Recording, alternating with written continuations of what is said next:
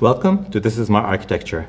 Today I have here Kevin from Careem. Hi Kevin. Hello Cameron. Can you tell me a bit more about Careem? Yeah, so Careem started in 2012 as a ride-hailing company, and then over the next 8 years we grew to be one of the region's most successful startups. That led us to be acquired by Uber last year, and now we're expanding into an array of different services such as food deliveries, grocery deliveries, P2P transactions, payments, and that's in an attempt to become the region's leading super app. I definitely love to use Careem. So can you tell me, so we have a very interesting architecture here. Can you tell me the use case that you were looking at? Yeah, so essentially we wanted to build a fraud detection system that covers all of Careem. So traditionally we'd see a fraud pattern and then we'd build a project or a model specifically for that one pattern, whereas now we want like a blanket approach to cover all different types of fraud. So can you give me an example of a fraud that happens? Yes, so one of the most common ones is users gaining access to stolen credit card details and then using that credit card to make purchases, book rides, do anything on the platform. So let's dive in. Can you explain me how this works? Yeah, so the entire project is what we call Crazy Wall. And so initially for the project, we need a database that is populated with all of our historical data about our users. So everything you see above this line here is all the historical data.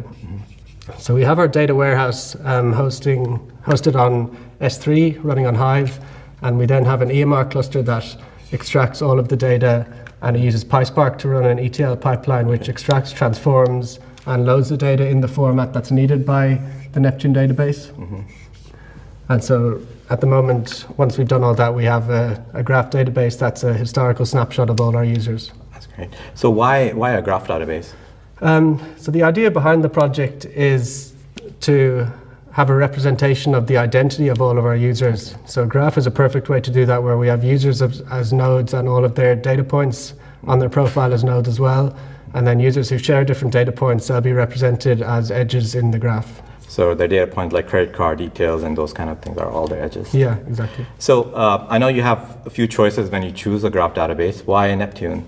Yeah, so we compared quite a number of different frameworks and we ended up choosing Neptune, firstly because, as you can see, we have a lot of different services already hosted on AWS, and secondly, Neptune is fully managed by AWS, so we don't have to worry about scalability, maintenance, backups, anything like that. And focus on your use case, actually. Yeah. So we looked into historical data. What about real-time events? Yeah, so everything then you see below the line is the process in real time. So we have a system developed by our engineers known as Pi Event Processor, and this essentially processes every event that users perform on the app. So if they log in, if they book a ride, make a purchase, everything is processed by the system. So as these events happen, they're streamed in real time through this SQS queue into our core code base in Beanstalk. And that data is then again processed and transformed and written to the database.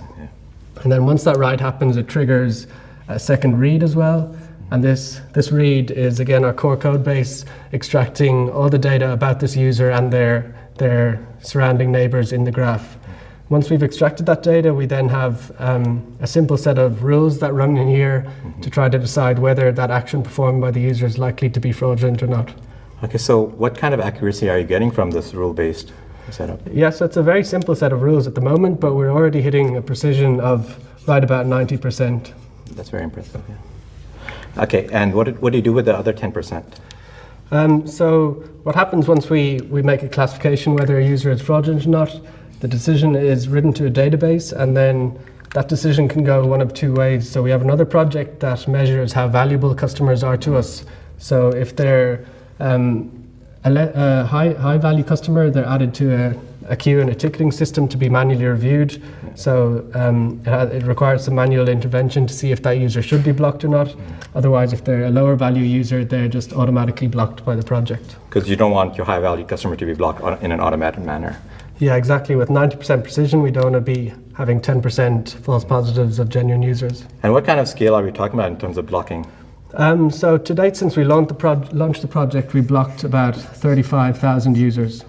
So 35,000 bad actors. Yeah, pretty much. So you have many divisions within the company. How do they get benefit from this architecture that you've created? So we built this huge graph, obviously with the intention for a fraud detection project, But obviously, once we realize we have all this wealth of data in the graph, it could be used by all different teams across Careem. So we expose the graph through an API, and this allows anyone in Careem to then query the graph, get the details about a user and their identity in the graph.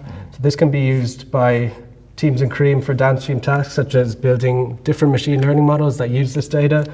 Otherwise, another example is we have a UI, which allows anyone to view a particular user in the graph and see what they look like and who they're sharing data with. Yep, okay. So what's next for you in terms of the architecture?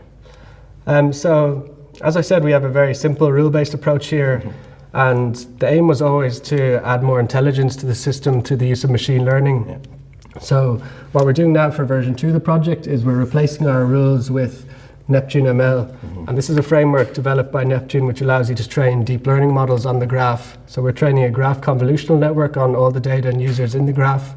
And the idea here is we'll be able to more accurately predict which users are fraudulent or not. So ideally we want to improve this 90% precision closer to 100%. And secondly, we want to improve the recall, which means we'll be increasing the number of users we block as well. And with this improved precision, if we get it high enough, we'll be confident enough to get rid of this manually review system, and then the whole project will be 100% automated.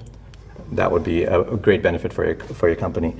So what is part of your wish list from AWS? Yeah, so first of all, as I explained, we're integrating Neptune ML now, and that was always the plan. But before Neptune released Neptune ML, we had the plan to build this full deep learning pipeline completely in-house on our own, which would be a huge amount of work. Yeah. So now that Neptune has released Neptune ML, it takes a lot of the workload off of us, and we can focus on building the most powerful model possible. And secondly, a lot of our data, in a graph you have properties on both nodes and edges. And we have a huge amount of properties on both the nodes and edges, but currently most deep learning models only focus on the node properties, whereas now Neptune ML, we're working with the Neptune ML team to develop a new type of model that will also use all of these properties on edges that we have in the graph. That makes a lot of sense. Kevin, thank you for sharing your work with me today. Thank you, Cameron. And thank you for joining This Is My Architecture.